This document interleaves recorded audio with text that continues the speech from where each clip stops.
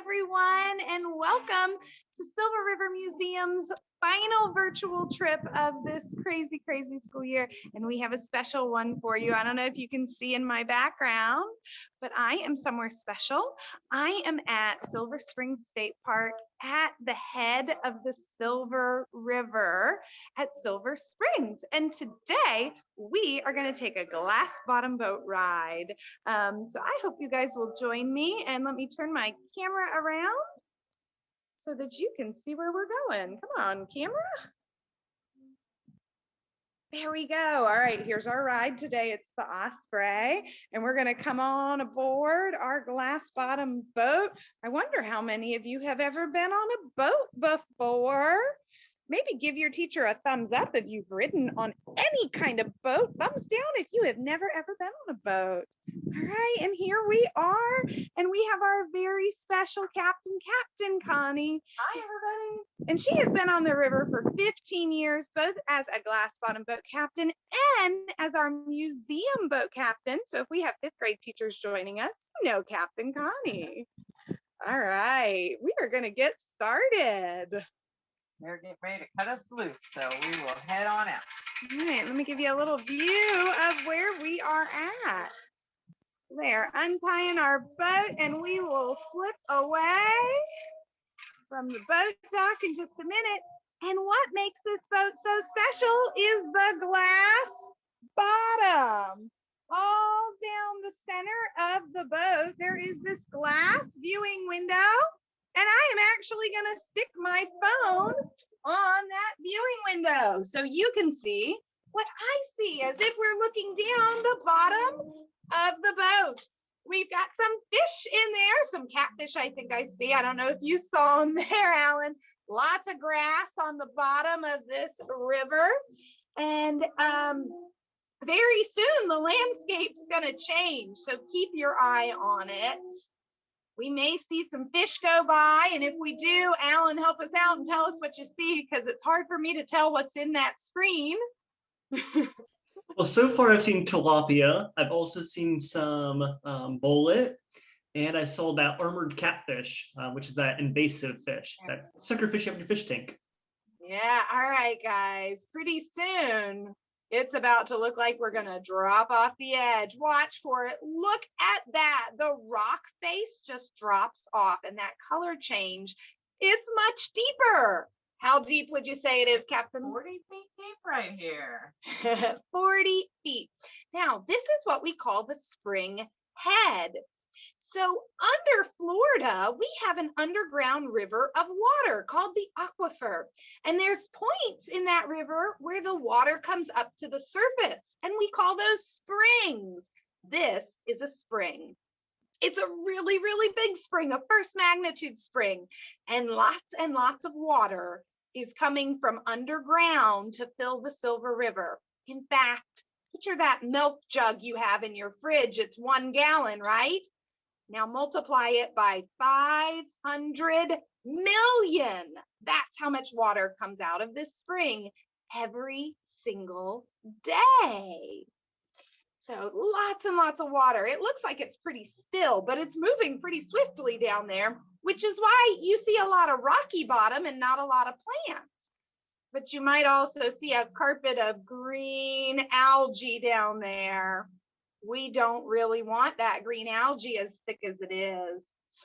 You see, this water can be affected by people. And when we do things, oh, there's a garfish, I hope we can see it. When we do things like use lots of fertilizer, can you see the gar, Alan? Yes, we can. Cool. That is a garfish. It's got sharp teeth. It's going to eat other fish, guys. That's pretty cool. Right now, it's just chilling down there. So the algae, if we put fertilizer on our grass, or maybe if when we flush our toilets and that toilet water leaks into the ground, those chemicals and nutrients can get into our aquifer and into our river, and they make that algae grow and grow and grow, and that can make our river not so healthy. Yeah, for sure. Ew. All right, so that is Mammoth Spring. Oh, and we're about to see some statues, and I'll have Captain Connie. You see them? Can you see the 3 statues? Yep. There they are, and they're covered in algae too. And I'm going to have Captain Connie tell us about what things like those statues are all about. Those statues are really props. They were put here a long time ago for a TV show called I Spy with Bill Cosby and Robert Culp. They still show it on late night TV sometimes. That was back in the 1960s. Also, when they filmed Moonraker, one of the James Bond movies back in the day, they used those statues too. And believe it or not, those statues look pretty small, but they are 7 feet tall.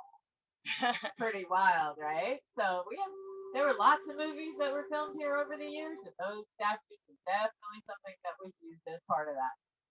So, Captain Connie, this river has a long history, not just a movie history. What are some other things you can tell us about how this river has been used over the years? Oh, that's a fun question. Lots of things have happened here. We were talking about these Glassbottom boats. You know, they invented those right here in Silver Springs in the late 1800s. There were 2 guys that were kind of racing each other to get the patents on it. It's a rowboat, cut a hole in the bottom, put a bucket in there, and there have been Glassbottom boats here ever since then. The boat we're riding in today was put into service here in the middle of the 1960s. So that was already a long time ago. But even well before that, before they had an attraction here, this was a great place to, like a port down here where we got on the boat. There was a hotel there. People would stay overnight because if you came by steamboats, which also came down this river all the way from Palatka, it took 2 days and an overnight to get here. If you went by car this afternoon, it would take just over an hour. Hard to imagine, right? How slow that was. But they didn't have great roads to go inside Florida, so they brought people and goods and even mail by boat. All right, it's a pretty blustery day. We're hoping to see some critters, but I have to tell you, it's hard to capture them on this Zoom call. But and Captain Connie's going to do her best to get as close to them as we can. But I want to know from you, and you can type in chat, what kind of animals do you think live in the Silver River?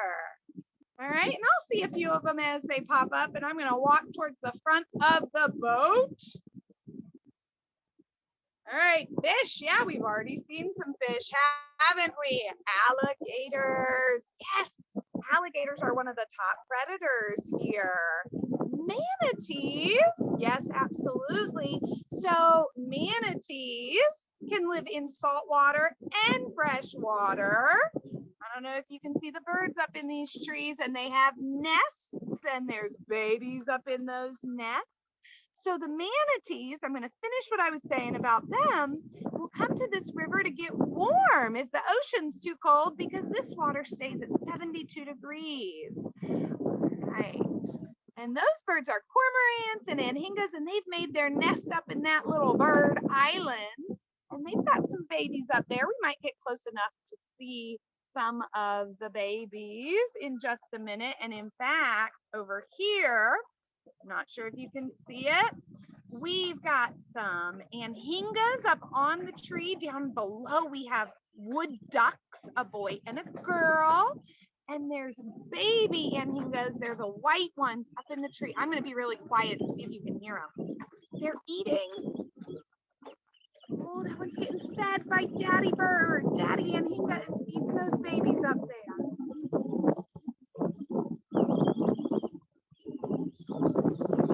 Down here, close to the boat, is cormorant. Cormorants and anhingas are diving birds. Here's another cormorant. Look at that one duck under the water. They dive under the water, kind of like a torpedo, to catch their fish. Now, they're not ducks, though. They actually have to dry their wings off, okay? So ducks have those oily feathers, and they can keep flying after they're wet. But the cormorants have to come up on shore, spread their wings out. We may or may not see one do that and dry them off. And we do have frogs and more birds, I'm seeing people say. Up on this branch is another anhinga. He's been there all day. You see the anhingas have those pointy beaks. They're good at stabbing fish. Right. All right, we're gonna keep going down, and you can see there's kayakers on the river. So this river is really a good place to do all sorts of recreation. You can get on a glass bottom boat, you can rent a kayak or canoe or bring your own. It's a 5-mile river. We won't do 5 miles today. And it leads to another river called the Ocklawaha River. If you kept going, you'd eventually reach the St. Johns River. And then the St. Johns River would take you out to the ocean up by Jacksonville, the Atlantic Ocean. All right. We're booking it a little. I think Captain Connie heard from another boat captain that there might be something good up ahead. So we're hoping we get to see it. And if we're lucky, we will see a resident manatee. Right? Manatees are mammals. He looks like a shadow in the water. All right, there are 2. It's going to be hard to see with the ripples in the water, but if he comes up, we might see him breathe. Here we go. And so those 2 gray shadows in front of me are manatees. They will have to come up for air. They're mammals, right? They have live young. They feed their young milk. Really strong tails for swimming. They're paddle-like tails. They're actually related to elephants. Their nose works kind of like the trunk of an elephant. That manatee has scars on its tail. I hope you can see it a little bit. I don't know if they're going to come up for us. And now they've disappeared in the ripples of the water, but I'm going to keep my phone in that general direction to see if they're going to cooperate with us. So the scars on those manatees' backs are usually from boats, from people. Manatees are really, really curious. And if they come too close to the surface of the water, when boats are nearby, they can get hit by the propeller and injured and even die. All right, I don't know if you saw him poke his nose up. Captain Connie saw it. I was trying to hold my phone and not drop it in the water. See the round circles? Those are what they call a tail print. And that's how you can kind of track them in the water. All right. Okay, I think we've gotten our manatee sighting. Oh, there it goes. Alan, were you able to see that nose pop up in front of us, or did it just? I couldn't see the nose pop up. No, we saw the shadow earlier. Yeah. All right. So someone else on chat had mentioned monkeys, and Captain Connie's turning around, and the monkeys on the river come with a pretty good story. So let me get closer to Captain Connie, and she can tell us about that as we move on to our next spot. Let me be still for a minute. Yeah, so we do have some wild monkeys out here. They were kind of like an idea that didn't work out like it was supposed to. Back in the 1930s, there was a boat captain who had a boat ride out here named Colonel Toohey. And he was a good businessman. He wanted more people to come take his boat ride. So he imported a troop, which is about 20 or 25, rhesus macaque monkeys from Southeast Asia. Think like Thailand, India, that type part of the world. And he put them on an island further down the Silver River. Well, when he came back with his big boatload of guests, he was very surprised because the monkeys were gone. He did not know that they could swim. They ate all the monkey food, they swam away and escaped, and we have their descendants here now. And we've had a little bit of a problem with them lately because there's a whole lot of people who keep feeding them even though you're not supposed to. And so they've gotten a bit aggressive, and they can carry some diseases that don't bother them but will make you really sick. So what we tell everybody is if you see them along the river, enjoy them. Take lots of pictures, but never get close and never ever feed them, okay? Just to stay safe. But yeah, we do have some out here, so we never know when we're going to see them. All right, let's see what else we can spot here. I'm looking down there to show turtles on that log. All right. Turtles. Let's go see. We're going to see if there's some turtles on the log up here. I don't know that I see any on that log, but our turtles, like the alligators, are reptiles. And reptiles are, what are they? Cold-blooded or warm-blooded? Think to yourself, oh, we might have a few. They are cold-blooded, which means they need to warm up in their environment.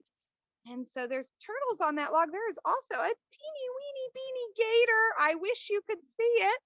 There is a small gator, probably 1 or 2 feet, well, 2 or 3 feet, 3 feet. I don't think you can see him.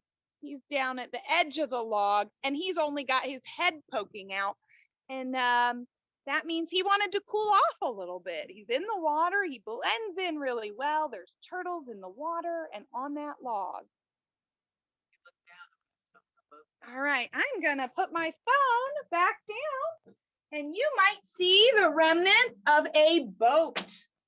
There is an old boat down on the bottom. There's also some trees down that have fallen. Those are trees.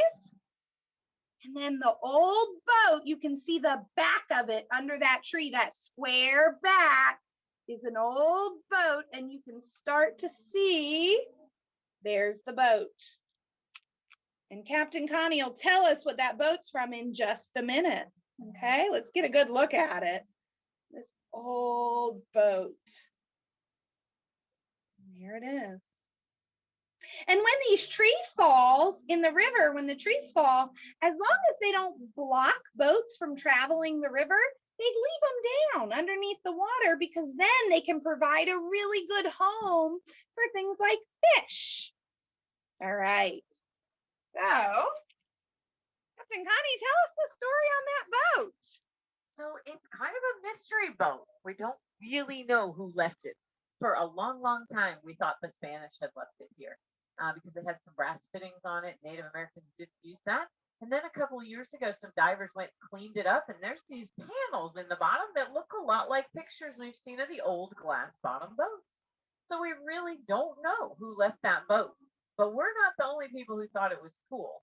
Because if you've ever seen a movie, or if you can find it this summer, called Hoot, H-O-O-T, based on a Carl Hysen book, they filmed part of that movie down there under the water. There's a scene in there with the boys underwater holding a branch, and if you look, you'll see that boat. So they've also used it in a cool movie.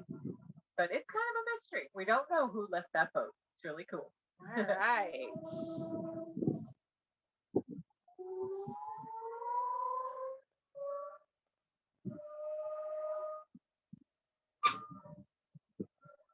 I'm going to follow that boat into Blue Grotto. All right, so we're headed to a section called Blue Grotto, and we'll look through the glass bottom again when we get to Blue Grotto. Now, if you come out here in your own boat, you should know you can't go fishing in this river. The birds are the only ones allowed to do the fishing. This river is part of the state park, and the animals all along the river are protected. So there's no fishing and there's no swimming, but you can come out and enjoy the beautiful wildlife either by boat, or you can come hike in the state park. I don't know if you saw it, that was an anhinga that flew across. Woo, it is a windy day out here. I hope the volume's coming through okay with that wind. All right, I'm gonna put my phone on the screen. You see the color change. Let's see it from the glass. So this is Blue Grotto. There's bubbles going across. We're going so fast, there's air bubbles. Oh, good, I'm glad the volume's perfect, even with the wind. All right, now notice the ground changes. We get much more of a sandy bottom, and there's giant rocks you're about to see.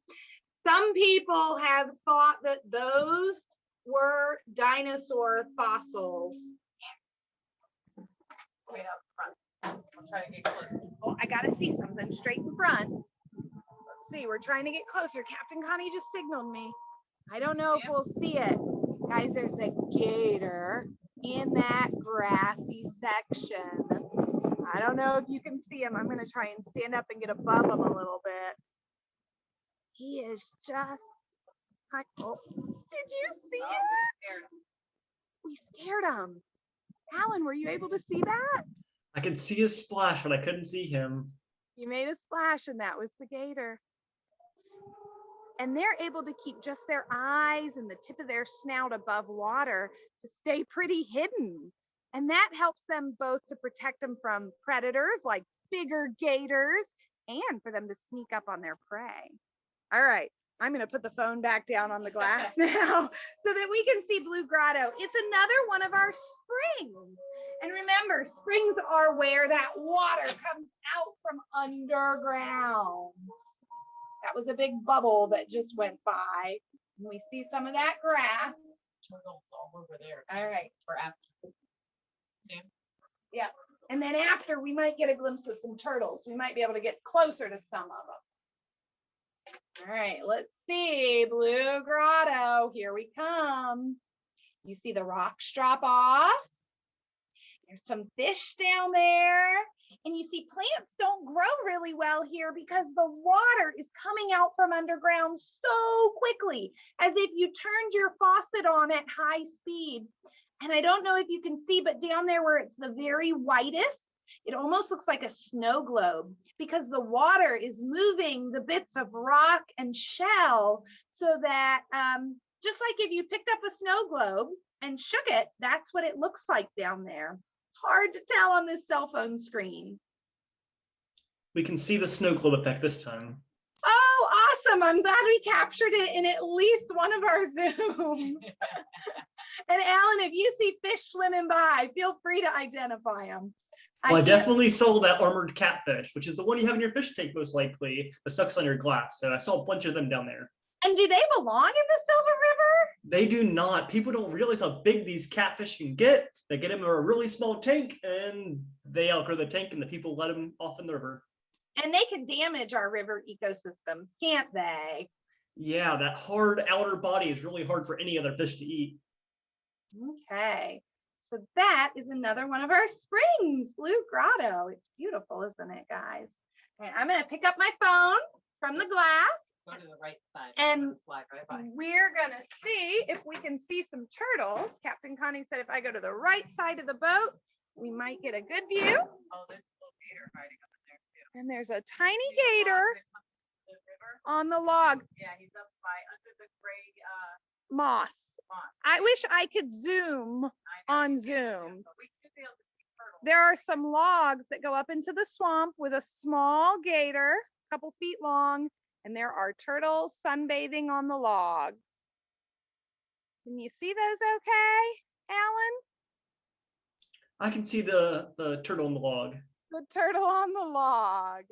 And remember, they're cold-blooded, just like that gator. So they're all hanging out, soaking up sun. And the turtles aren't really worried about that gator. Why? Why would the turtles not be too worried? Think about that and take a look at those turtles. They've got a hard outer shell, don't they? They have some protection. Alan, I just noticed we have 5 minutes for questions. Let I me know, we were seeing such beautiful things. I didn't want to stop you. All right, so let's get some questions typed in, teachers. I know we like to give you a few minutes to think, but Alan will just start asking them when he's ready today. All right. Sounds great. I'm going to get my phone back in the holder and we'll do some questions and answers. Whenever you're ready, Alan. All right. The first question is from Miss Hackney's class and is how old are the alligators that we saw? How old are the alligators that we saw? So we saw maybe a 2-footer and a 3-footer and the bigger one, like a 6-footer. So they're about 6 to 9 inches long when they're hatched, and they grow about a foot a year in length for the first 6 or 7 years. So if you kind of do that math, right? If he's 2 feet long, he's probably about 2 years old, right? Something like that. So that gives you an idea of how to tell. After about 6 or 7 years, they still get longer, but it's not as fast every year. Then they start getting wider and heavier on your bigger one. So the big one that made the splash is probably about 6 or 7 years old. Yes, absolutely. Yep. All right, Miss what else? Kessler's class also has a question for Captain Connie, and that's, can the glass break on the boat? It can, and sometimes it has over the years. This is half-inch plate glass. It's not plexiglass or plastic. And every once in a while, it just gets old, or there's an unexpected log or something that drifts under a boat, or something happens, and they do have to replace it every once in a while. But it's super heavy, and it's kind of a pain in the neck to do, so we try to be real careful. But even if the glass broke, the boat won't sink. It's a pontoon boat. You might get wet, but you won't sink. What about, are there any water snakes in the Silver River? Are there any water snakes? Of course there are. We have banded water snakes. We also have a venomous snake that can be in the water called the water moccasin or cottonmouth. Alan, do you want to add any to that, or did I capture them all? That's pretty much the most common ones you'll see. Yeah. Let's see, we also have, how fast is that water flowing out of the spring? How fast is the water flowing out of the spring? The current on the Silver River is about 6.5 knots, and a knot is very similar to a mile. So it's about 6.5 miles or so an hour, if you relate it to miles per hour. So that means if this river is 5 miles and you were to get in a boat and just float down the river, you could probably float to the end of the Silver River in about an hour. Miss Davis's class would like to know, are there any deep holes in there? We're just going to say, what's the deepest hole that's in this river? Oh, what's the deepest hole or spring or point of the river? That's a common question. So there is a spring called the Abyss. And years ago, we sent divers down there to see how deep it went. And they went 81 feet down under the ground. And then they came back and said, yep, we can't go any deeper without giving up those air tanks because it's too narrow. They didn't want to do that, but they know it goes deeper than that. So the official depth is 81 feet, but we know it goes deeper. They call it Florida's bottomless pit. Another question for Captain Connie, and that would be, how do you keep the glass clean? How do you keep it clean? Every morning, the captain's job, we don't just get to drive, we have to clean the glass too. We have a mop and we have a squeegee, and we treat it like it's a storefront window, right? Kind of like our own aquarium that we take with us. So that's how we clean it, with water. What about the bottom of the glass, Captain Connie? Oh yeah, the bottom of the glass we can't reach, but once a month we have a volunteer dive team that comes. We bring all the boats out, and they come out here and they come and they clean it from underneath where we can't reach. Yep. Otherwise the algae would grow on there. We couldn't see through it. Ooh. Does anyone take care of the manatees? Oh, well, the manatees are wild animals. So just like any other wild animal, they take care of themselves. But humans are their biggest threat. So it is really important that humans help learn about how they can protect the manatees. And that includes things like not driving boats too fast where manatees live, and not feeding wild animals, including manatees. So that's how we can help take care of them. All right, well, we have 1 minute left, and so I kind of want to leave you with the last question, and that's, what can we do to keep this river nice and healthy for the future? Oh, that's a good question. So, one of the things that really affects the health of this river is what we put on our lawns and in our soil. Because when it rains, that water goes into our aquifer and goes into the river. So it's really, really important that if we can not use things like fertilizer, and if we can make sure that when we flush our toilets, wherever that wastewater is going, it doesn't leak into the ground, that would be really, really helpful to the health of this river. All right, guys, I'm going to take my phone out of the holder here. We're at the end of time. I want to get Captain Connie and myself. Oh, I got to turn my camera around. Hold on. I waited till the very, very last one to do this, guys. But this is Captain Connie's very last day on the Silver River before retiring. And I am so fortunate to have been able to teach alongside Captain Connie at the Silver River. We are truly going to miss her. Thank I will you. keep her as a friend, but she will be sincerely missed on this river. She is heading to the ocean. Yep. So we are happy for her. And Alan, if you want to unmute so we can give a great big congratulations and thank you to Captain Connie. Say thank you, guys. Thank you. Everybody say thank you. Bye.